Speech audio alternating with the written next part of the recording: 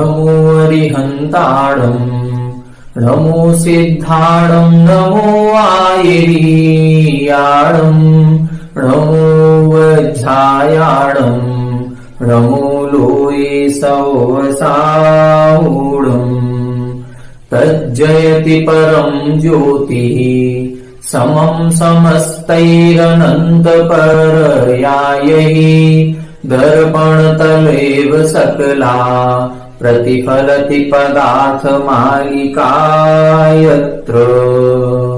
1008 से मूलनायक आदिनाथ भगवान की जय। द्वासांग जिनवाणी माता की जय। आचार्य श्रेष्ठ आचार्य गुरुवर श्री 108 अमृत चंद्र स्वामी महाराज की जय। आचार्य श्रेष्ठ आचार्य गुरुवर श्री 108 विद्यासागर जी महाराज की जय। जगत पूज्य निर्यापक श्रवण मुनि पुंगव श्री 108 सुधा सागर जी महाराज की जय। समस्त मुनि संघ की जय।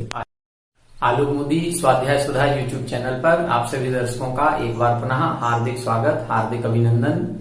श्री पुरुषार्थ सिद्धि उपाय ग्रंथराज की इस स्वाध्याय श्रृंखला में हम सभी श्रावक के जो व्रत हैं उन व्रतों का अध्ययन कर रहे हैं। श्रावक की चर्या कैसी होनी चाहिए इसका हम अध्ययन कर रहे हैं। इसमें आचार्य अमृतचंद्र स्वामी जी ने बताया था कि जो भी हिंसा से विपरीत होना चाहता है या हिंसा से रहित होना चाहता है, अहिंसा व्रत को अंगीकार करना चाहता है, उसको सबसे पहले मद्य, मधु, मांस और 5 उदुम्बर फल इनका त्याग करना अत्यंत आवश्यक है। बिना इनका त्याग किए अहिंसा धर्म की प्रवृत्ति हो ही नहीं सकती है। तब जाकर के इन्होंने कुछ श्लोकों के माध्यम से मद्य, मधु और मांस इन तीनों के सेवन में किस प्रकार से हिंसा होती है, किस प्रकार से दोष लगता है, इसका वर्णन किया। फिर पिछली कक्षा में हमने 5 उदुम्बर फलों के बारे में समझा था कि 5 उदुम्बर फल कौन कौन से हैं और उन 5 उदुम्बर फलों का त्याग क्यों करना चाहिए, इनके भक्षण करने में क्या दोष लगता है। यदि इन 5 उदुम्बर फलों को सुखा करके भी यदि हम प्रयोग करते हैं जिसमें त्रसजीव से वो रहित हो जाते हैं तो भी क्या दोष लगता है। तब इन्होंने स्पष्ट रूप से बताया था कि ये जो 5 उदुम्बर फल हैं ये तो त्रसजीवों के स्थान ही माने गए हैं। त्रसजीवानाम योनि, ये त्रसजीवों की उत्पत्ति के स्थान हैं, इसलिए तद्भक्षणे इन 5 उदुम्बर फलों के भक्षण करने में हिंसा होती ही होती है। यदि हम सुखा करके भी इनका प्रयोग करते हैं तब इन्होंने एक शब्द लिखा कि विशिष्ट रागादि रूपा हिंसा स्यात्। विशिष्ट राग उत्पन्न होने के कारण से विशेष आसक्ति होने वाली जो हिंसा है वो हिंसा तो इनके सेवन में होती ही होती है। पहले भी इधर इन्होंने बताया था जब हिंसा का विस्तार से वर्णन किया था कि द्रव्य हिंसा से भाव हिंसा ज्यादा होती है। हम द्रव्य हिंसा बहुत कम करते हैं, लेकिन यदि हमारे आत्म परिणामों में राग द्वेष की उत्पत्ति हो रही है तो नियम से भाव हिंसा तो हो ही रही है। तो ये जो शुष्क फलों का सेवन किया जाता है उनके फलों का सेवन करने में जो विशेष राग या विशेष आसक्ति उत्पन्न होती है उससे हमें भाव हिंसा का दोष तो लगता ही लगता है। और वो जो त्रसजीवों को सुखा दिया है उसमें वो त्रसजीव मरे ही हैं, उनके भी पाप का दोष हमको किसी न किसी रूप में लगेगा। अब आगे बता रहे हैं कि ऐसे इन 8 मूल गुणों को जो धारण करता है ये अष्ट मूल गुण कहलाते हैं। 3 मकार का त्याग करना और 5 उदुम्बर फलों का त्याग करना, इनको अष्ट मूल गुण कहा गया। तो जो इन 8 मूल गुणों को धारण करता है और इन 8 प्रकार के हिंसात्मक पदार्थों का सेवन करने का त्याग करता है वो ही वास्तविकता में जिन धर्म की देशना को ग्रहण करने का पात्र होता है। ऐसा भाव अगले श्लोक में स्पष्ट कर रहे हैं। आइए पहले श्लोक का उच्चारण करें फिर इसका अपन अर्थ समझते हैं। अष्टावनिष्ट दुस्तर दुरितायत नान्य मुनि परिवर्ज्य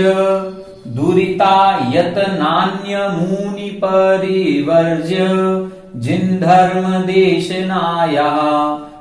धर्म देशनाया भवन्ति पात्राणि शोद्ध धिया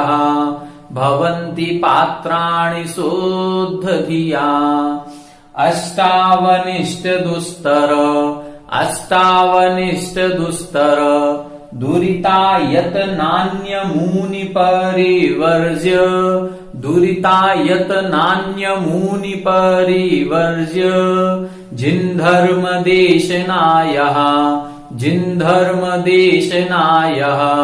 भवन्ति पात्राणि शोद्धधियः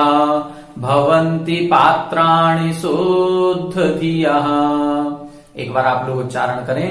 अस्तावनिष्ट दुस्तर दुरितायत नान्यमूनि परिवर्ज्य जिन्धर्मदेशनायः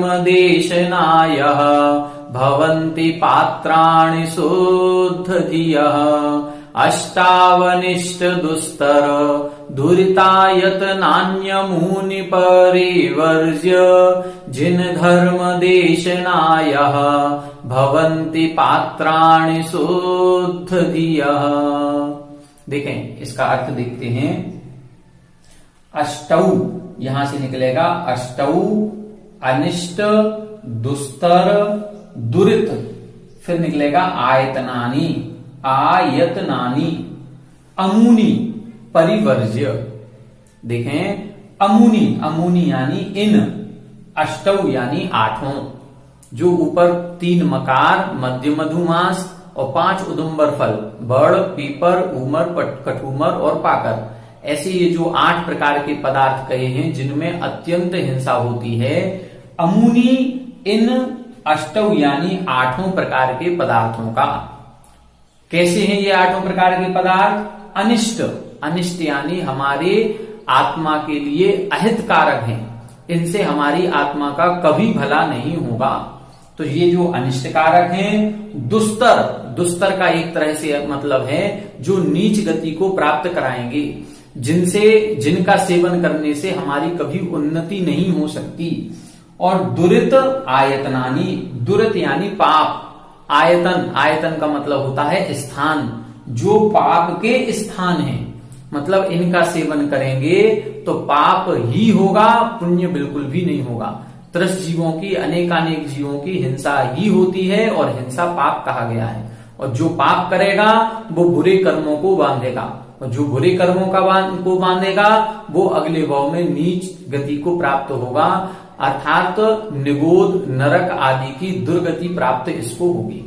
तो यहां पर स्पष्ट लिख दिया कि अमूनी अष्टौ, ये जो 8 प्रकार के पदार्थ हैं, इन 8 प्रकार के पदार्थों को, कैसे 8 प्रकार के पदार्थों को? जो अनिष्ट हैं, आत्मा के अहितकारक हैं, आत्मा को नीच गति की प्राप्ति कराते हैं और पाप के स्थान हैं, ऐसे इन 8 प्रकार के पदार्थों को परिवर्ज्य, परिवर्ज्य यानी छोड़ करके, त्याग करके, जो इनका त्याग करेगा वो ही जिन्धर्मदेशनायः, वो ही जिनेन्द्र भगवान की जो जैन धर्म है उनकी जो देशना है, उनका जो उपदेश है, उस उपदेश को ग्रहण करने का पात्राणी, पात्र भवंती यानी होता है। कौन? शुद्ध दिया, जो विशुद्ध बुद्धि वाला है। शुद्ध दिया, शुद्ध यानी विशुद्ध, धी यानी बुद्धि, जिसकी बुद्धि विशुद्ध हो गई है, निर्मल हो गई है, इतनी निर्मल हो गई है कि वो ये सोच रहा है कि अब मेरे द्वारा एक भी जीव की हिंसा ना हो जाए, मुझे ऐसी क्रियाएं करनी हैं, ऐसे व्रतों को अंगीकार करना है, अपना आचरण इतना पवित्र और निर्मल करना है कि मेरे द्वारा किसी जीव का घात ना हो। जो हिंसात्मक प्रवृत्ति मेरे द्वारा हो रही है वो हिंसात्मक प्रवृत्ति रुक जाए। तो ऐसे विशुद्ध बुद्धि के धारी जीवों के द्वारा ही जिन धर्म की देशना को ग्रहण किया जाता है, या ऐसे निर्मल बुद्धि के धारक जीव ही उस जिन धर्म की देशना को ग्रहण करने के पात्र होते हैं। जो कितनी बड़ी बात यहां पर लिख दी कि जो इन 8 मूल गुणों को धारण करता है। 8 मूल गुण कौन कौन से? मद्य त्याग, मधु त्याग, मांस त्याग, 5 उदुम्बर फलों का त्याग। जो इन 8 फलों का त्याग करता है और 8 मूल गुणों को धारण करता है, वही जीव जिन धर्म की देशना का पात्र होता है। अर्थात तो उसी जीव को, जिनका इन 8 प्रकार के पदार्थों का त्याग है, उसी को जिन धर्म के जितने भी बड़े बड़े महोत्सव होते हैं उन सभी महोत्सवों में भाग लेने का अधिकार है। केवल नाम के आगे जैन शब्द लगाने से हम बड़े महोत्सवों में इंद्र आदि पद पर बैठ जाएं, नहीं बैठ पाएंगे। हम अभिषेक पूजन करने के भी अधिकारी नहीं हैं। जितने पवित्र आयतन हैं हमारे, जैसे साधु, इन साधु परमेष्ठी को आहार देने का पात्र कौन होगा? जो निर्मल बुद्धि का धारक होगा, जिसने इन 8 मूल गुणों को धारण किया होगा, इन 8 प्रकार के पदार्थों का त्याग किया होगा। वही उन मुनिराज के जो पवित्र हैं, रत्नत्रय से पवित्र जिनका शरीर है, ऐसे रत्नत्रय स्वरूपी आत्मा के चरण स्पर्श करने का अधिकारी है। वही जीव अभिषेक पूजन करने का अधिकारी है। यदि हम मद्य मधु मांस का सेवन कर रहे हैं, 5 उदुम्बर फलों का सेवन कर रहे हैं, तो फिर हमें जिन प्रतिमा को स्पर्श करने का भी अधिकार नहीं है। ये बात अलग है कि आज वर्तमान में कई सारी विसंगतियां हमारी समाज में भी आने लगी हैं कि कुछ जैन श्रावक श्राव आदि का भी सेवन करने के बाद नित्य प्रति अभिषेक भी करने लगे हैं और उनको रोकने टोकने वाला भी कोई नहीं है। हम आपसी में ये सोचने लगते हैं कि कौन विवाद में पड़े, क्योंकि ऐसे लोग विवाद ज्यादा करते हैं, मतभेद ज्यादा उत्पन्न करते हैं। अब उनको रोकने टोकने के लिए हमारी समाज को आगे आना पड़ेगा, समाज के पदाधिकारियों को आगे आना पड़ेगा, उनको एक नियम बनाने पड़ेंगे कि हमारे मंदिर में जिनाभिषेक करने का पात्र कौन होगा। जैसे मुनिराज हैं, मुनिराज जब आहारचर्या के लिए निकलते हैं तो उन्होंने अपनी ऐषणा समिति का पालन करना है, उन्होंने अपनी एक आचार संहिता बना रखी है। इसीलिए सबसे पहले वो शुद्धि बुलवाते हैं, मन शुद्धि, वचन शुद्धि, काय शुद्धि, आहार जल शुद्ध है। और फिर इतने मात्र कहने मात्र से भी कुछ नहीं होता, वो पहले पूछते हैं कि आप कहीं शराब आदि का सेवन तो नहीं करते, पूजन करते हो कि नहीं करते हो, गुटखा तो नहीं खाते हो, आलू आदि तो नहीं खाते हो, रात्रि भोजन तो नहीं करते हो, नित्य प्रति पूजन करते हो कि नहीं करते हो। इतनी सारी बातों को पूछते हैं। वो इसीलिए पूछते हैं क्योंकि उनका शरीर पवित्र है और ऐसे अपवित्र बुद्धिधारी जीवों के द्वारा या ऐसे अपवित्र पुरुष के द्वारा लिया हुआ अन्न या लिया हुआ आहार भी उनकी बुद्धि को भ्रष्ट कर सकता है, उनकी आहारचर्या को भ्रष्ट कर सकता है, उनकी जो शुद्ध चर्या है उसको भ्रष्ट कर सकता है। इसीलिए वो पहले त्याग कराते हैं, पहले वो सच्चा श्रावक बनाते हैं। जब सच्चे श्रावक बन जाओगे, इन सारी वस्तुओं का त्याग कर दोगे, तब जाकर के मुनि को आहार देने के योग्य होते हैं। तो इधर भी उन्होंने स्पष्ट लिखा, ये अमृतचंद्र स्वामी जी के वचन हैं कि जिन धर्म देशनाया पात्राणि भवन्ति, जो इन 8 प्रकार के पदार्थों का त्याग करेगा वो ही जिन धर्म की देशना का पात्र होगा, अर्थात शास्त्र स्वाध्याय करने के योग्य होगा। उसको तो शास्त्र स्वाध्याय करने को, शास्त्रों को छूने का, जनवाणी को छूने का, सच्चे गुरु को छूने का, सच्चे देव को स्पर्श करने का भी अधिकार नहीं है। किसको नहीं है? जो इन 8 प्रकार के पदार्थों का सेवन करता है। इसलिए स्पष्ट इन्होंने लिख दिया कि अष्टौ अनिष्ट दुस्तर दुरित आयतनानी, ये जो 8 प्रकार के पदार्थ हैं जो हमारे आत्मा के अहितकारक हैं, हमारी आत्मा को नीच गति की ओर, अवनति की ओर ले जाने वाले हैं, पाप के स्थान हैं, ऐसे 8 प्रकार के पदार्थों को परिवर्ज्य यानी त्याग करके ही जिन धर्म देशनाया, जिन धर्म की देशना का पात्राणि भवन्ति, पात्र होते हैं। कौन होते हैं? शुद्ध दिया, जिनकी बुद्धि निर्मल हो गई है, जिनके परिणाम निर्मल हो गए हैं, जिनकी बुद्धि में ये आ गया है, ज्ञान में ये आ गया है कि हमें ऐसे पदार्थों का सेवन नहीं करना है, और जिन्होंने संकल्प पूर्वक ऐसे पदार्थों का त्याग कर दिया है। तो ऐसे जीव ही जिन धर्म की देशना के पात्र होते हैं। अब इनका त्याग कैसे करना है? तो इनके त्याग की विधि आचार्य महाराज ने पहले कही थी कि पहले तो मुनि धर्म का उपदेश दिया जाता है। ये कहा जाता है कि हम सभी प्रकार के हिंसात्मक कार्यों को छोड़ें, हम ऐसी चर्या को अपनाएं जिसमें ना तो त्रसजीवों की हिंसा हो और ना स्थावर जीवों की हिंसा हो। तो पहले तो हम मुनि धर्म को अपनाने का उपदेश दिया गया कि कोशिश ये करें कि हम मुनि बने और सभी प्रकार के आरंभ परिग्रह से रहित हो जाएं। लेकिन यदि ये संभव नहीं है, यदि हम असमर्थ हैं और हम मुनिचर्या का पालन करने में अपने आप को अयोग्य या असमर्थ पाते हैं, हमारे अंदर की सहन शक्ति इतनी नहीं है कि हम उस कठिन चर्या का पालन कर सकें, तब कहा गया कि कम से कम श्रावक के व्रतों को तो अंगीकार करें ही करें।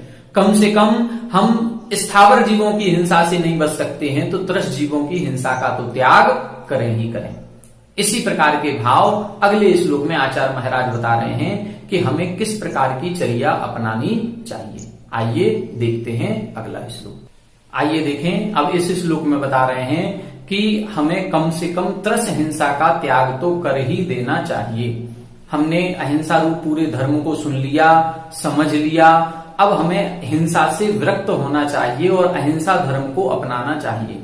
लेकिन यदि हम पूर्ण रूप से हिंसा को छोड़ने में असमर्थ हैं या पूर्ण रूप से अहिंसा धर्म को अपनाने में असमर्थ हैं, तो कम से कम जितना हो सके उतना तो हम हिंसा से बचें। कम से कम हमें त्रस जीवों की हिंसा से बचना ही चाहिए। स्थावर जीवों की हिंसा से नहीं बच पाएंगे। क्यों नहीं बच पाएंगे? क्योंकि हमें पंखा भी चलाना पड़ेगा, हमको पानी आदि भी चाहिए पड़ेगा, हम नहाएंगे, धोएंगे, कपड़े आदि धोने पड़ते हैं, घर गृहस्थी के अनेक कार्य करने पड़ते हैं जिनमें स्थावर जीवों की हिंसा होती ही होती है। खाना आदि पकाएंगे तो अग्निकायक जीव भी जलेंगे, उनका भी घात होगा ही होगा। तो अग्निकायक, जलकायक, वायुकायक, वनस्पति कायक, पृथ्वी कायक, इन जीवों की हिंसा से हम नहीं बच सकते। तो कम से कम जिन त्रस जीवों की हिंसा से हम बच सकते हैं, कम से कम उस त्रस हिंसा का तो त्याग करना ही चाहिए। आइए पहले श्लोक का उच्चारण करें, फिर इसका अपन अर्थ समझते हैं। धर्ममहिंसा रूपम, धर्ममहिंसा रूपम संसृण्वन्तोऽपि ये परित्यक्तुम्, संसृण्वन्तोऽपि ये परित्यक्तुम् स्थावर हिंसामसहास, स्थावर हिंसामसहास त्रस हिंसा तेऽपि मुञ्चन्तु, त्रस हिंसां तेऽपि मुञ्चन्तु। धर्ममहिंसा रूपम्, धर्ममहिंसा रूपम् संसृण्वन्तोऽपि ये परित्यक्तुम्, संसृण्वन्तोऽपि ये परित्यक्तुम् स्थावर हिंसामसहास, स्थावर हिंसामसहास त्रस हिंसां तेऽपि मुञ्चन्तु, त्रस हिंसां तेऽपि मुञ्चन्तु। एक बार आप लोग उच्चारण करें। धर्ममहिंसा रूपम संसृण्वन्तोऽपि ये परित्यक्तुम् स्थावर हिंसामसहास त्रस हिंसां तेऽपि मुञ्चन्तु। धर्ममहिंसा रूपम संसृण्वन्तोऽपि ये परित्यक्तुम् स्थावर हिंसामसहास त्रस हिंसां तेऽपि मुञ्चन्तु। देखें, अब यहां बता रहे हैं धर्मम अहिंसा रूपम, धर्मम अहिंसा रूपम, जो अहिंसा रूप धर्म कहा गया है। अभी तक किसका वर्णन इन्होंने किया? अहिंसा रूप धर्म का वर्णन किया, अहिंसा व्रत का वर्णन किया, और हिंसा कितने प्रकार की होती है, कैसे कैसे हिंसा का पाप लगता है, हिंसा के कितने भंग इन्होंने बनाए थे, हिंसा, हिंसक और हिंसा का फल। इन सभी बातों को जानने के बाद, इन सभी बातों को सुनने के बाद संसृण्वन्तः अपि, संसृण्वन्तः का मतलब अच्छी तरह से सुनने के बाद, देखो कम से कम नहीं तो 30-40 श्लोकों में इधर इन्होंने अहिंसा का वर्णन किया।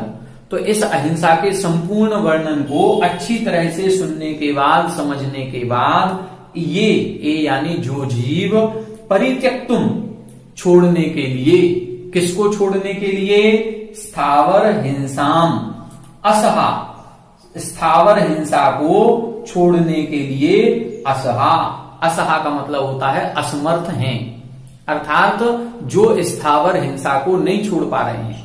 धर्म अहिंसा रूप है और उस अहिंसा रूप धर्म को हमने बहुत अच्छी तरह से सुन भी लिया और समझ भी लिया कि कैसे कैसे हिंसा होती है। अब आचार्य महाराज ने कहा राग द्वेष परिणाम करेंगे तो हिंसा होगी। अब गृहस्थी में रहते हुए, संसार में रहते हुए राग द्वेष परिणामों से कैसे बचें? बहुत कठिन बात है। गृहस्थी में रहते हुए राग द्वेष परिणाम होते ही होते हैं। केवल एक मुनि धर्म एक ऐसा धर्म है जहां ना तो किसी से राग किया जाता है ना द्वेष किया जाता है, हमेशा समता परिणाम रखे जाते हैं, चाहे अनुकूल परिस्थितियां हो चाहे प्रतिकूल परिस्थितियां हो। छड़ालाकार पंडित दौलतराम जी ने लिखा, अरि मित्र महल मसान कंचन कांच निंदन थुतिकरण अर्घावतारण असी प्रहारण में सदा समता धरण। कि कहीं कहीं कोई अरि यानी शत्रु आ जाए, चाहे मित्र आ जाए, चाहे कोई कांच के टुकड़ों से हमारी आरती उतारे और चाहे कोई हीरे जवाहरात मोती लेकर के हमारे चरणों में समर्पित कर दे, कोई फर्क नहीं पड़ेगा। चाहे कोई हमारे अर्घावतारण अष्टद्रव्य से पूजा करे, चाहे कोई 80 प्रहारन तलवार आदि से घात हमारा क्यों ना कर दे, कैसी भी स्थितियां हो जाएं, हम ना तो राग करेंगे ना द्वेष करेंगे।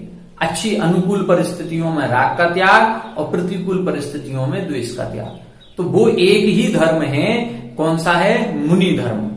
यदि हम मुनि बनने में असमर्थ पाते हैं, हमें ऐसा लगता है कि इतनी कठिन चर्या का पालन हम नहीं कर पाएंगे, हमारे शरीर की सहनन शक्ति ऐसी नहीं है, तब इधर इन्होंने लिखा, देखें फिर से, धर्म अहिंसा रूपम, जो अहिंसा रूप धर्म है उसको संशरणवंतः अपि, अच्छी तरह से सुनने समझने के बाद भी ये यानी जो स्थावर हिंसाम परित्यक्तुम असहास, स्थावर हिंसा को छोड़ने में असमर्थ हैं। अब क्या करें? तो ते अर्थात उनके द्वारा कम से कम स्थावर हिंसा नहीं छोड़ पा रहे तो मत छोड़ो, कम से कम त्रस हिंसाम मुंचन्तु, अर्थात त्रस हिंसा को तो छोड़ें। त्रस हिंसा का तो त्याग कर ही देना चाहिए कि हम अपने द्वारा कभी त्रस जीवों की हिंसा नहीं करेंगे, अर्थात व्रत प्रतिमाओं को ग्रहण कर लें। जो अहिंसा व्रत को ग्रहण करता है या प्रतिमाओं को 2 प्रतिमाएं लेता है, उसके 5 अणुव्रत हो जाते हैं, और 5 अणुव्रत होते ही पहला व्रत होगा अहिंसाणुव्रत। और अहिंसाणुव्रत का मतलब ही केवल इतना ही है, त्रस हिंसा को त्याग, वृथा थावर न संहारे। त्रस जीवों की हिंसा का तो हम पूर्ण रूपेण त्याग करें, लेकिन जो स्थावर जीवों की हिंसा हमारे द्वारा हो रही है उसमें भी सावधानी पूर्वक हम कार्य करें कि व्यर्थ में स्थावर जीवों की हिंसा ना हो। अर्थात यहां पर यह उपदेश दिया जा रहा है, यदि हम मुनि व्रत का, मुनि धर्म का पालन करने में असमर्थ हैं तो कम से कम श्रावक के व्रतों का तो अंगीकार करना ही चाहिए। तो यहां पर इधर स्पष्ट लिख दिया कि यदि स्थावर हिंसा को छोड़ने में हम असहाह अर्थात असमर्थ महसूस करते हैं, हम गृहस्थ जीवन को अपनाते हैं और गृहस्थ जीवन में रहते हुए स्थावर जीवों की हिंसा से नहीं बचा जा सकता, तो फिर यहां लिखा कि कम से कम त्रस जीवों की हिंसा का तो त्याग कर दे। तो स्पष्ट इधर इन्होंने कर दिया कि जो जीव मुनि धर्म पर आगे नहीं बढ़ सकते हैं वो कम से कम श्रावक धर्म को अपनाएं और त्रस जीवों की हिंसा का त्याग करें। हिंसा के अन्य भी 4 भेद किए गए हैं, जहां पर उद्योगी हिंसा, विरोधी हिंसा, आरंभी हिंसा और संकल्पी हिंसा, ये 4 भेद किए जाते हैं। तो इन 4 भेदों में भी गृहस्थों को ये कहा गया कि देखो गृहस्थ में रहेंगे तो उद्योगी हिंसा होगी, कुछ ना कुछ व्यापार आदि करना पड़ेगा, दुकानदारी करनी पड़ेगी, खेती बाड़ी करनी पड़ेगी, नौकरी आदि पे जाना पड़ेगा।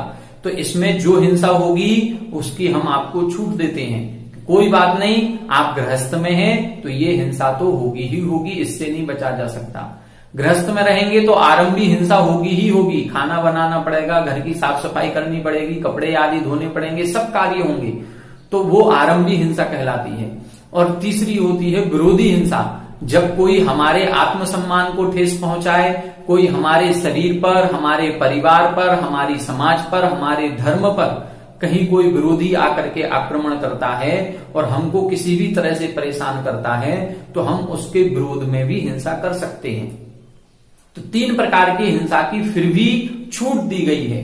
ये नहीं कहा गया कि इनको करना करना है, लेकिन हाँ इनसे बचने का प्रयास करना चाहिए। यदि नहीं बच पाते हैं तो फिर इनकी छूट दी गई कि हाँ श्रावक धर्म के साथ ये क्रियाएं हो सकती हैं। लेकिन एक जो चौथी हिंसा है संकल्पी हिंसा, इसका त्याग तो नियम पूर्वक होना ही चाहिए कि संकल्प पूर्वक हम किसी भी जीव का घात नहीं करेंगे, न मन से, न वचन से, न काय से, न कृत से, न कार्य से, न अनुमोदना से। आचार्य समंत भद्र स्वामी जी को पढ़ेंगे तो उन्होंने रत्नगणक श्रावकाचार में एक श्लोक लिखा, उसमें लिखा संकल्पात कृत कारित मनना द्योग त्रियस्य चर सत्वान न हिनस्ति यत्तदाहु। स्पष्ट लिखा संकल्पात कृत कार्य, संकल्प पूर्वक, कृत से, कार्य से, अनुमोदना से, मन से, वचन से, काय से, न हिनस्ति यत्तदाहु, जो किसी भी त्रस जीवों का घात नहीं करता है उसके ही पहला अहिंसाणुव्रत होता है।